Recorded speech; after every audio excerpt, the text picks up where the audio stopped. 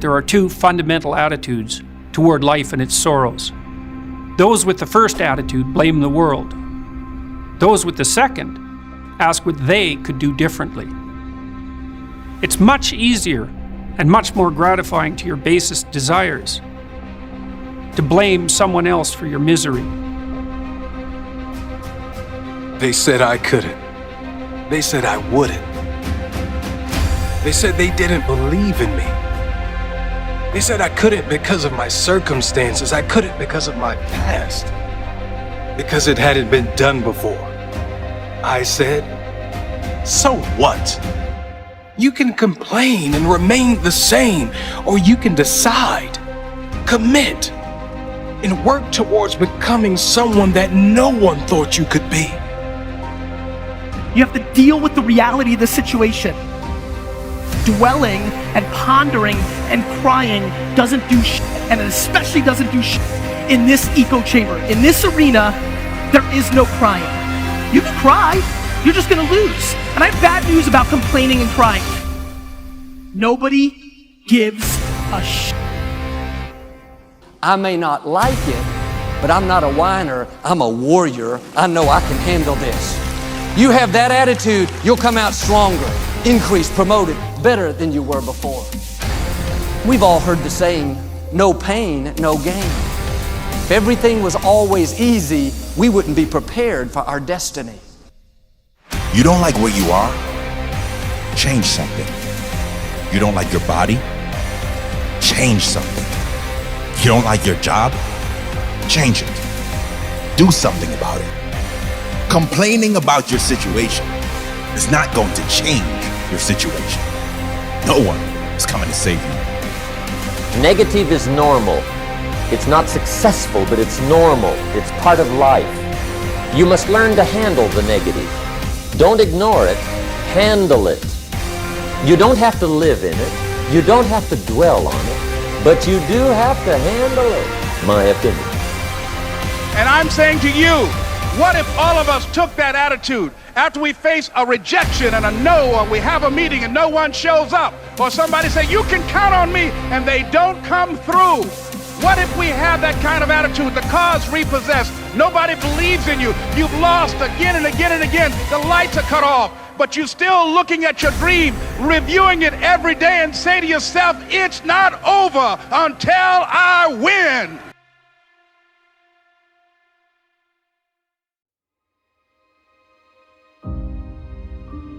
The poor pessimist leads an ugly life. Pessimism, the deadly disease of always looking on the bad side, the problem side, the difficult side, checking all the reasons why it can't be done. He doesn't try to figure out what's right. He tries to figure out what's wrong. He doesn't look for virtue. He looks for faults. And when he finds them, he's delighted. How ugly. This is the poor guy who looks through the window, doesn't see the sunset. He sees the specks on the window. And this is the poor guy, right, who rushes up, takes such leave of his senses. This guy rushes up and he says, I've got 5 good reasons why it won't work. He's so dumb he doesn't know all he needs 1. He's got 5. To the pessimist, the glass is always half empty. To the optimist, the glass is half full. Why would the same measure affect people 2 different ways? Answer, it all depends on how you look at it. Our lives are mostly affected by the way we think things are, not the way they are. The way we think they are affects us most. There's a subject we don't have time to get into tonight called better thinking habits. One of the major things Shove taught me when I met him, he said, poor thinking habits keeps most people poor.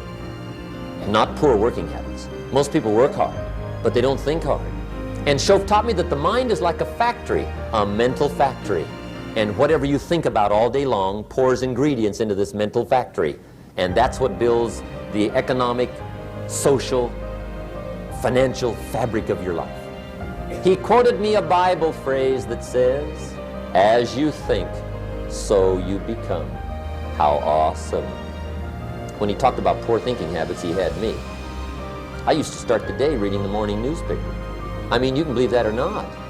I'd get a cup of coffee and read the paper. I'd load up on wars and riots and murders and stabbings and killings and bank robberies and muggings and car wrecks and tragedies. I'd even read the back pages. I seem to like that stuff for some weird reason. I'd load up on all that, and then I'd start the day. You can imagine the kind of days I used to have. You walk around on your financial knees. They call you economic peewee. The guy says, I want to be a great leader. Wonderful. The first thing we do is follow him to his house. When we get there, we walk in and check his library. Number one. Somebody says, well, why check his library? The reason is because what a man reads pours massive ingredients into his mental factory, and the fabric of his life is built from those ingredients. You would not believe what some people have got in their house to read. You would not believe. One of the best dressed up words I know for a lot of it is trash. Can you imagine dumping a barrel of trash into this mental factory every day and coming out with a rich, dynamic, positive life? It can't be done. You might as well try making a cake with cement. The kids back in Danbury, Connecticut, high school, they're asking me questions one day. I'm talking to the kids. Kids got good questions these days. One of them said to me, Mr. Rohn, how do you build the good life? I said, it's simple. It's not easy, but it's simple. Here's how you build anything. Select the right ingredients, keep out the wrong ingredients, and it starts with thought.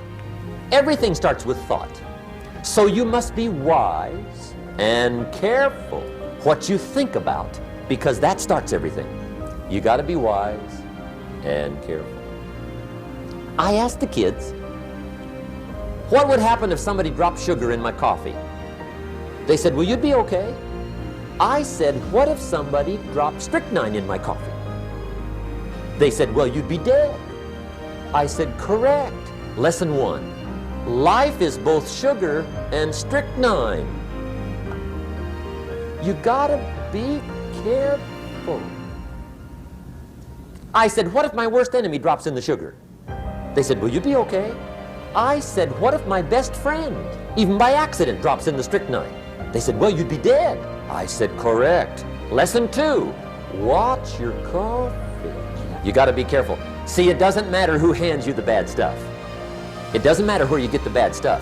It'll still do its damage on your bank account, wherever you get it. Mr. Schoaf gave me one of the greatest phrases when I first met him when he said, Jim, every day stand guard at the door of your mind. You need an ideal because you have nothing to aim at, but an ideal is a judge, and you always fall short of the ideal. So how the hell can you have the benefits of having an ideal without having the crushing blow that goes along with having the judge that always regards you as insufficient?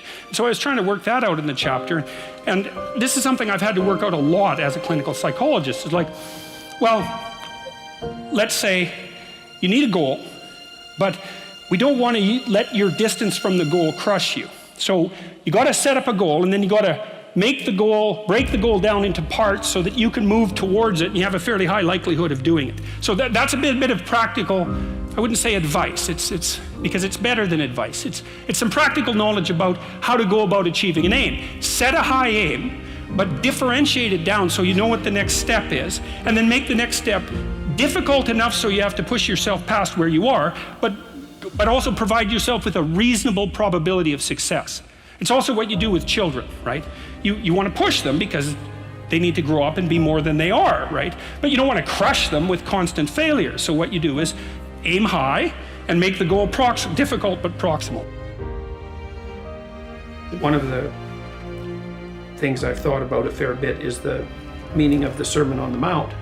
And as far as I can tell, it's basically a two-part wisdom.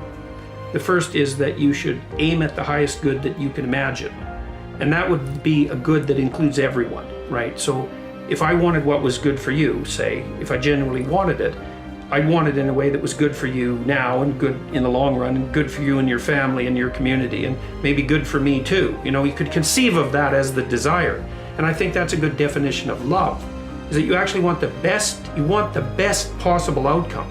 And in the Gospels, of course, that's extended even to your enemies. Yes. Right? Is that, okay, if we're going to have things good, let's have it good enough for even the people that set themselves up against me. Because if the world was running properly, things would be good for them too. And that would be better. And it seems to me that that's a very good way of looking at things. It's a difficult way of looking at things.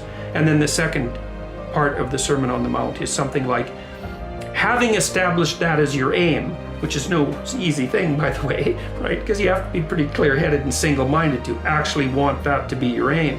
Then you can concentrate on the day and you can try telling the truth. And you can ally, so there's truth and love that are allied together. Truth, love, and attention, it's something like that are all allied together. With regards to transgressing against the vulnerable,